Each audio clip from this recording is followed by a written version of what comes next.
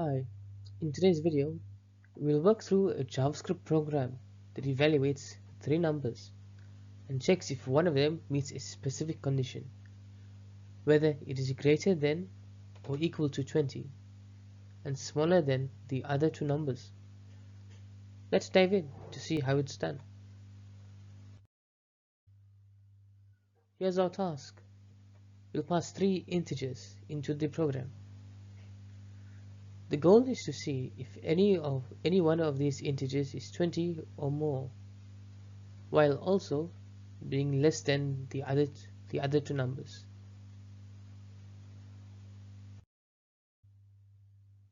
This is our main JavaScript function. We define a function called less by 20 others with three parameters x, y, and z. The function uses logical conditions to check each number and returns true if it meets our criteria. Let's break it down. The function first checks if x meets the condition, then checks y, and finally checks z.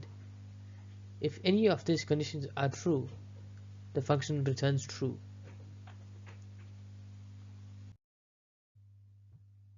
In this example, the number 23 is greater than or equal to 20 and less than 45, so the program returns true.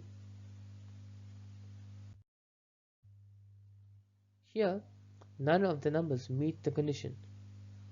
Although 23 is greater or equal to 20, it isn't less than either of the two numbers, so the program returns false. In this example, 21 is greater than or equal to 20 and also less than both 66 and 75, so it returns true. Here's the ES6 version. We used an arrow function for a more concise code style, but it performs exactly the same checks as the regular function. And that's our program. We've successfully created a function that evaluates numbers based on specific conditions using JavaScript. Thanks for tuning in. Make sure to like and subscribe for more tutorials. I'll see you in the next video.